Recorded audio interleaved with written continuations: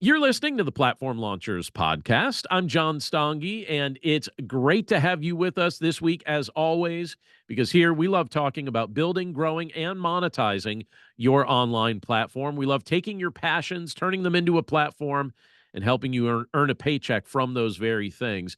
And this week, our topic is all about crowdfunding. We're going to be talking about some new and maybe even familiar aspects or approaches to crowdfunding and asking the question, is this your path to monetization? If you're involved in the online influence space, crowdfunding can be a really wonderful thing. Before we jump into this week's topic, I just want to invite you to stop over at platformlaunchers.com. We have a variety of things over there. We have courses in our university that'll help you build, grow, and monetize your online platform. We also have our weekly membership. We call it our Members Club, and we get together online and really edify one another and challenge one another and build one another up. Even as I record this podcast, our Members Club is live on this call with me. And we have Q&A and just a lot of useful discussion and accountability.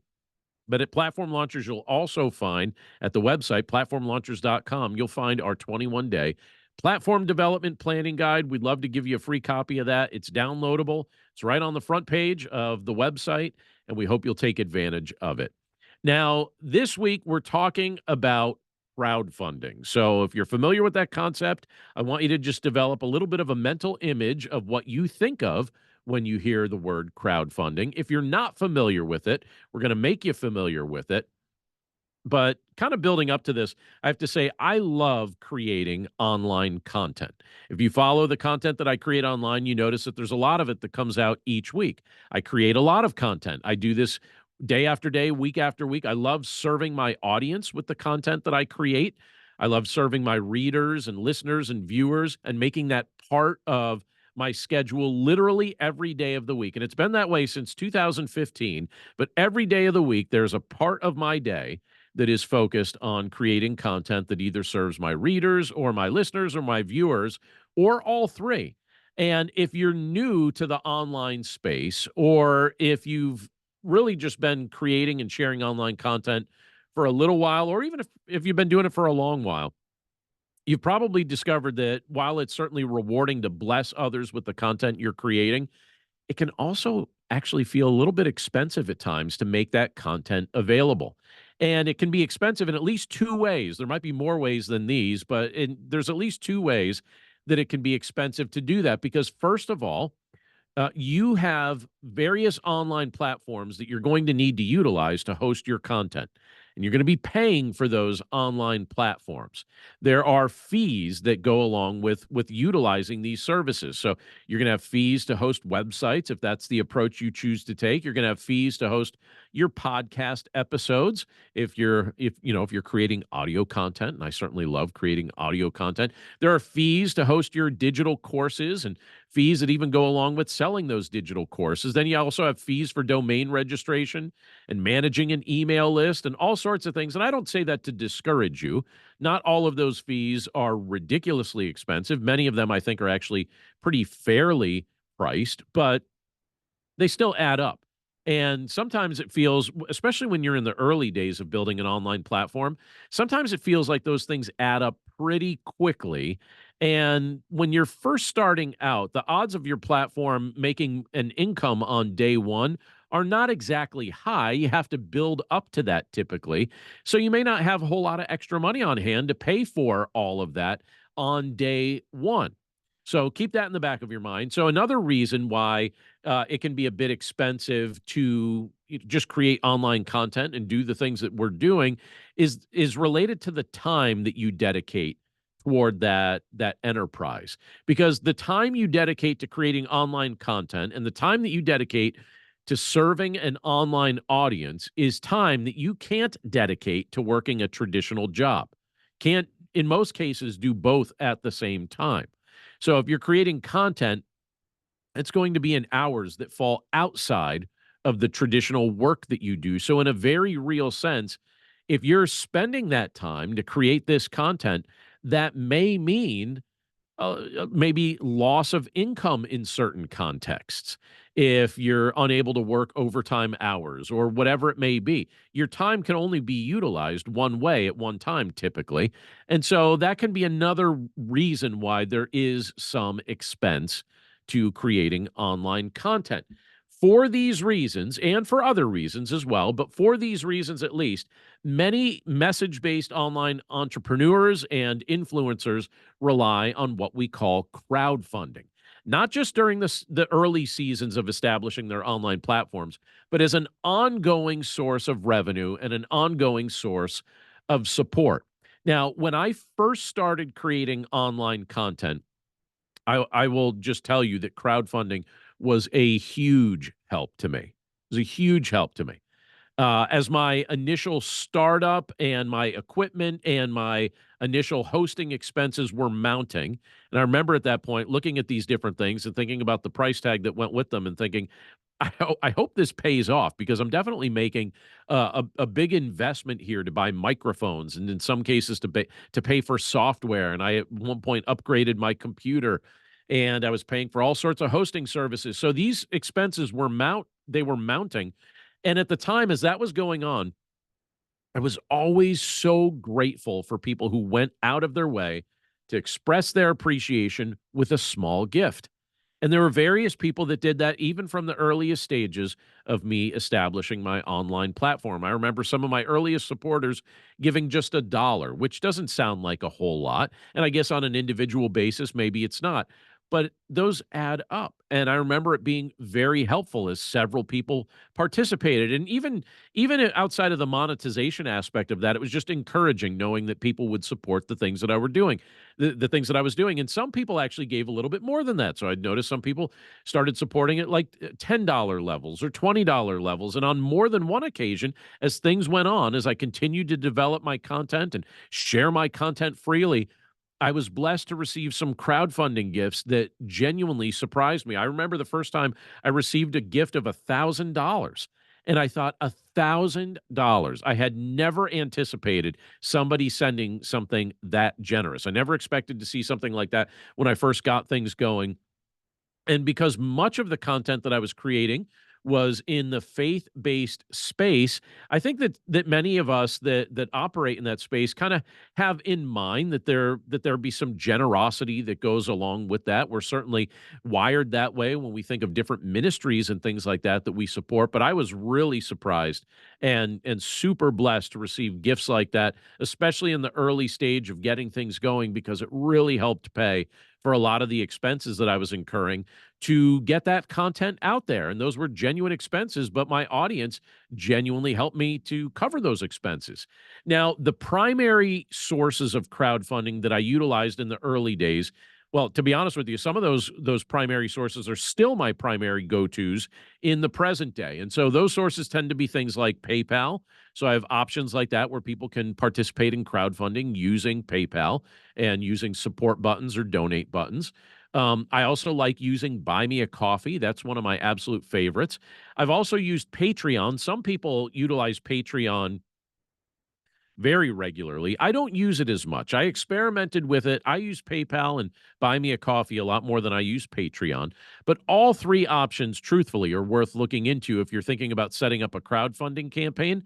But again, I have to admit that Buy Me a Coffee is my favorite. And the reason it's my favorite is because, in addition to people being able to support what you're doing, it also gives them the option to leave you a personal message. And then it gives you the option to be able to give them a personal message. And then it also has the added option of allowing you to email all of your supporters all at once. And that's something that I utilized even today, where I just sent an email out to everyone that's ever supported me on Buy Me a Coffee right at once. I just sent them an email, and I love that feature. So there's a lot of back and forth, just friendly communication type features that are built into Buy Me a Coffee. So those are some of my favorite go-tos. But let's say you already have those options set up.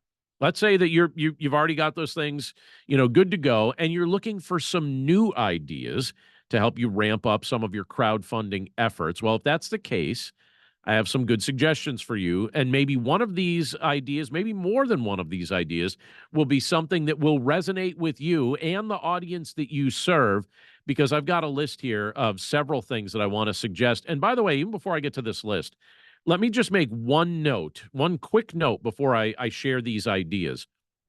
One of the most unique and valuable gifts that you can offer those who support the work you're doing is the gift of your time. And that gift, the gift of your time, is often shared with your audience through giving them direct access to you.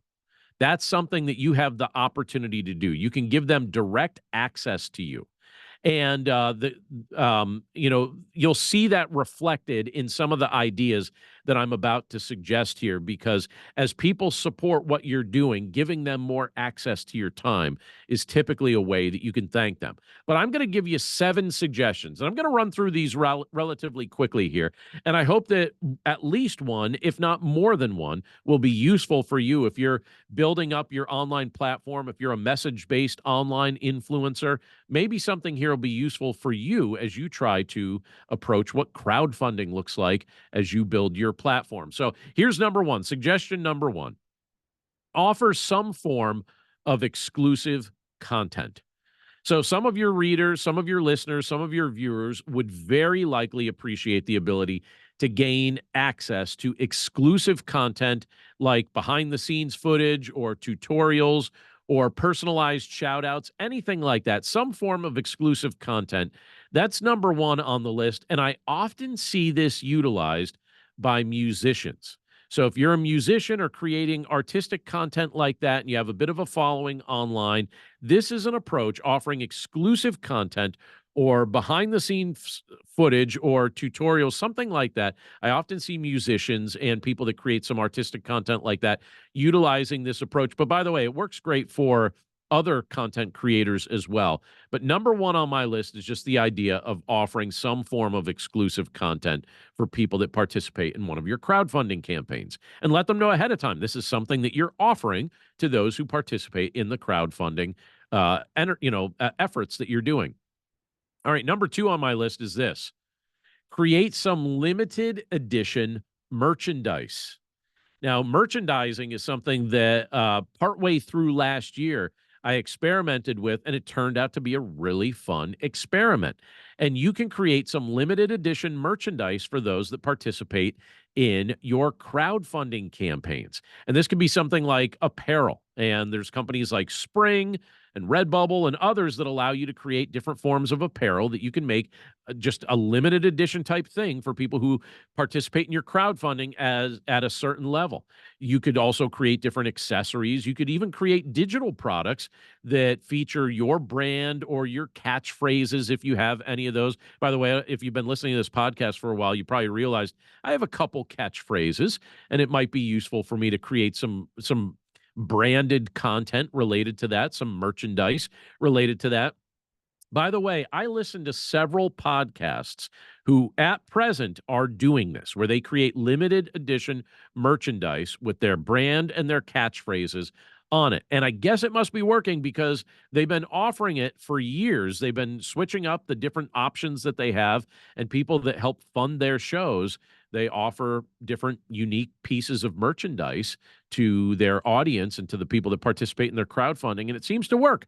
So this is something I'll throw out there as an idea that might work for you. Number 3 on my list today is this: host an in-person event or meetup. An in-person event, something like that. Now, there are people who enjoy your content who would love this. And an experience like this would allow your audience to actually meet you and maybe even participate in workshops or question and answer sessions or anything like that, where they can get to know you in a much more personal way, particularly if you're visiting different areas or different cities that are easy to get to. And by the way, I've participated in things like this with some of my favorite influencers, and they're a lot of fun. And I have to say, if more of my favorite influencers offered something like this, the people whose content I'm listening to, people whose books I'm reading and podcasts I'm listening to, they offered in-person events or meetups that were easy to get to, maybe not that far of a drive from where I'm at, I'd certainly be interested in something like that. And that's definitely a benefit that you could offer people who participate in your crowdfunding campaigns. So that's number 3, an in-person event, an in-person meetup. Number 4 is this on my list for today. That you can use crowdfunding to actually fund educational content before you create it. So this one's a little different from some of the other ones that I'm suggesting here, but I like this idea because a lot of times we have these ideas in our minds for courses we're going to create or ebooks we're going to write or webinars that we're going to produce or workshops that we're going to make available, and they're topics related to our primary message. But in some cases, if we offered these ahead of time as a reward for those who participate in our crowdfunding, in some cases it could actually it could actually save us time by revealing to us whether or not people were planning to use that content that we were thinking about creating. So sometimes I hear people create content and then they get sad because no one utilizes that content. And I often wonder, well, did anyone ever ask you to create that? Did your audience ever reach out to you and say, hey, have you ever thought about making content on this? Well, if you wanted to test some of those ideas, you could offer these as educational content, right? Courses, ebooks, webinars, workshops, anything like that. You could offer that as a reward, as a gift of thanks to those who participate in your crowdfunding. And you don't have to have them created ahead of time. You let people know that they will be available soon, but that you would give early access to them to those who participate in your crowdfunding, and it can help you determine whether or not you actually should create this content. So it might save you some time. That was number 4 on my list. All right, number 5, this one's really fun. I've done this a few times. It's a lot of fun. Number 5 is to offer sponsorship opportunities. This, I think, is particularly useful if you host a podcast, but it can be utilized in other forms of media as well, YouTube channels, blogs, all sorts of things. What you do is you give your sponsors some form of shout out on your media. So I'll use a podcast, for example, because I used to do this for when I was doing certain crowdfunding campaigns for some of my early podcast episodes. I would offer people shout outs for birthdays and anniversaries and things like that. So at the start of my show, I would acknowledge the special day of a listener who sponsored that episode. Or, sometimes people would sponsor an episode on behalf of somebody else. So sometimes children would say, hey, I want to sponsor this day because it's my parents' anniversary. And so they would sponsor that day, and they'd send me a quick little message and a gift toward my crowdfunding. And then I would read that on air and make that part of the podcast. And it was a real fun way to do some crowdfunding. And it was also a nice thing for the listeners of the episode because they got to hear their name referenced on a particular episode. And that was kind of a win-win. So that one's a whole lot of fun. And again, in my context, I thought that was particularly fun in the world of podcasting, but it could definitely be used in other mediums as well. Here's another one. What about some fan appreciation ideas? I see this sometimes with some YouTube channels that I follow. There's actually one influencer whose primary source of crowdfunding is postcards. And he does this as a form of fan appreciation. And basically the way it works is that everyone who supports his YouTube channel with a gift of at least $3 per month, they receive a personalized postcard in the mail from him each month. And it's a great idea that's ended up funding many of his expenses. One of the things that I've noticed that he does on his channel is that he travels to different places in the United States. So there's obviously travel costs. Sometimes he drives, sometimes he flies, but there's expenses to go and film in these different places. And as he's filming new content there in these different places he's traveling to, it's actually his audience that's watching this content on YouTube that actually helps support it. And anyone that supports at least the $3 per month level, he thanks them with a personalized postcard. And I think what he's trying to do is send them those postcards from the different places that he's filming, from the different places that he travels to. I thought that was a great way to show some fan appreciation. So you might have some fan appreciation ideas like that are as simple as writing out a postcard and sending it to your supporters who support at a certain level per month. Again, in this particular case, this gentleman charges $3 a month. And I think the idea is you don't have to only give $3 a month. I think you could give more than that. But if you at least give $3 a month, he sends a personalized postcard to you. All right, here's another one, and this is one that I'm going to be doing with my faith-based platform in just a few days after recording this. I schedule an online meetup via Zoom. So I talked about doing in-person meetups, but an online meetup is what I'm talking about here for number 7. And what I mean by that is this: if you have regular supporters who have committed to supporting and participating in your crowdfunding on, let's say, a monthly basis, what would you think about hosting an online meeting where you can update them on where your platform is going next? Or maybe you could engage in conversations with them and hear more about what's going on in their lives. You could host a Q&A. You could open up the conversation just for a time of just hearing updates about, how the content is impacting them or how it's benefiting them, whether they're building a ministry or a business or just in their personal life, whatever it may be. And again, this is something that I'm going to be doing in just a few days for those that have been supporting my faith-based content via Buy Me a Coffee. I messaged all of those people earlier today and I said, hey, just as a thank you for being supporters, some of them are monthly supporters, some of them are one-time supporters, but I'm just going to thank them all with an online meetup where we'll have the opportunity to get together and get to know each other in a more personable way. I'm very much looking forward to it. I actually wonder if it might be something that I do with some regularity coming up. So after going through that list of 7, I'm hoping that one or more of these ideas is helpful to you. Again, here's my list. And this is in addition to things like PayPal and Patreon and Buy Me a Coffee. You can offer some form of exclusive content. You can create limited edition merchandise. You can host an in-person event. You can fund educational content before you create it. You can offer sponsorship opportunities. You can have some fan appreciation ideas like that postcard example I gave you. You could also schedule an online meetup via Zoom. I think they're all useful ideas, and I hope at least one of these ideas, maybe more than one, is something that you might find useful in your crowdfunding with the content that you're creating. Again, I've used several of these ideas. I've used most of them on this list here, and some of them I've seen others utilize to great effect. I've been very pleased with the results that I've been seeing from utilizing some of these ideas.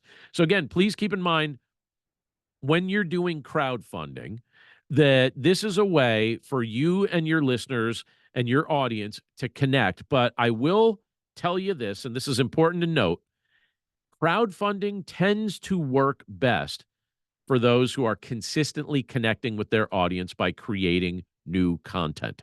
So if it's been a long time since you've recorded a podcast, if it's been a long time since you've sent a message to your newsletter list, what I'd start with before getting into crowdfunding, I'd actually start with reigniting your consistency.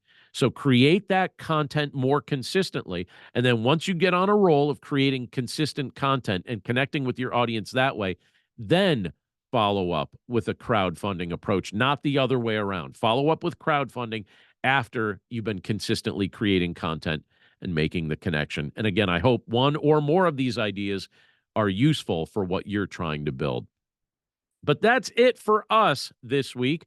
I'm always so grateful for this time that we get to spend together, whether you're watching on YouTube or whether you're a podcast listener listening to us on your favorite podcasting app. We're so grateful for the fact that you listen to this show and that you're part of what we're doing. Again, if you'd like a free copy of our 21-day platform development planning guide that'll help you figure out the nature of what your platform should look like as you try and build, grow, and monetize a message-based online platform based on your skills and your ideas and your knowledge and your education, just go to platformlaunchers.com and download a free copy of our 21-day platform development planning guide. We'd love to share it with you and love to connect with you even beyond that. But that's it for us this week. Thanks again for listening. We hope you have a wonderful week, and we look forward to catching up with you again right here next time. Take care.